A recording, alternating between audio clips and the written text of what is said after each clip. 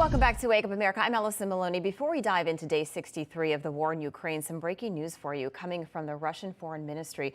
Russia and the United States have held an exchange of convicts, with American student Trevor Reed returning to the U.S. and Konstantin Yaroshenko heading back to Russia. Now, Reed, who was previously convicted in the Russian Federation, was exchanged for Yaroshenko, who was sentenced to 20 years in prison by an American court in 2010. For more on this breaking news and the latest on the war, let's welcome back retired Air Force Brigadier General and co-founder of Restore Liberty and Newsmax contributor General Blaine Holt, and former chairman of the Federal Energy Regulatory Commission under President Trump, Neil Chatterjee. Welcome back to Wake Up America, gentlemen. General Holt, I want to start with you. What do you make of this exchange of convicts between Russia and the U.S.? Well, it's very dangerous, and it's going to continue to get dangerous. But what I want to inject first is could not be happier with the shift in language that we heard from Secretary Blinken and from General Milley and Secretary Austin yesterday. There's a definite shift in tone about a new commitment to support the effort in Ukraine. However, that said, we're just not going to get the strategic result that we need without backing our European allies with oil and gas. And we have the ability to do this, and we need to start producing it immediately.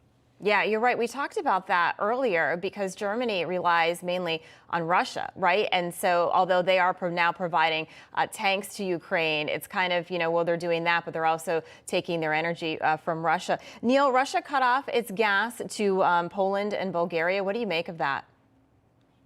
Yeah, look, this was not a surprise to our European allies. I went to Eastern Europe as recently as 2019 and met with my regulatory counterparts at the time in Poland, and they were worried about this very thing, about their dependence on Russian gas, and they were imploring the United States at that time to expedite our processes so we could get more clean U.S. LNG to our allies in Eastern Europe.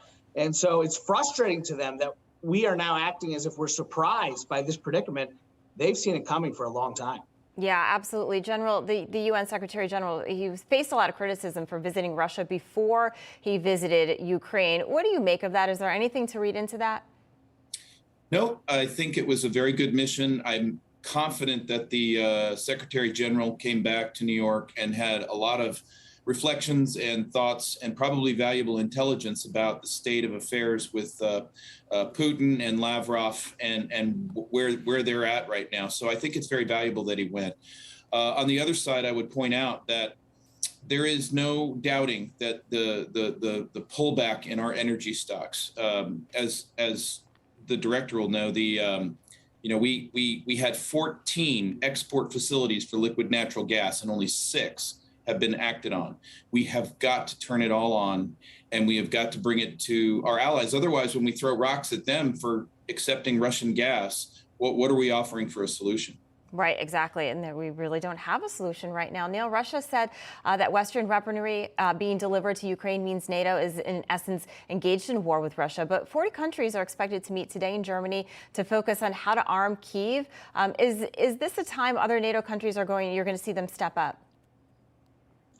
I hope so. This is the time that our allies need this. The Ukrainian people need this. The world is unified on this. The U.S. is unified on this. And, for me, I'm a former energy policy regulator. I agree with the general. We need to do everything we can to help the Ukrainian people and our allies. And it starts with increasing domestic energy production. And I've been frustrated to see that we're continuing to put up barriers to getting the infrastructure in place that's necessary to amp up that supply. Yeah, absolutely. General Lloyd Austin yesterday said he believes Ukraine needs a long-range artillery, tanks and armored vehicles to fight this war and win. And yeah, this is what they've been saying. They've been asking for this for so long. He said he believes that, but are they going to get that? Are they going to get what they need to win? So we're going to have to measure this very soon about whether this new communication is backed up by the actual actions it needs.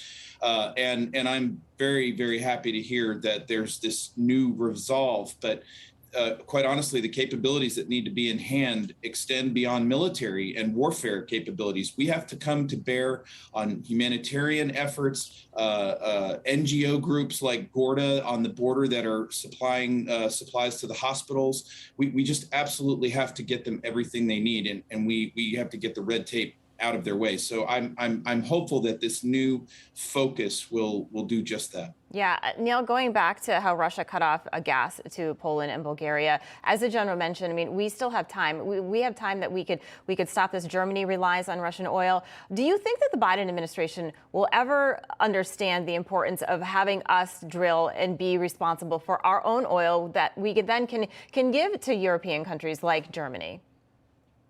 I think the Biden administration is struggling to balance pressure from environmental activists with the real needs that Americans and our allies have for energy security.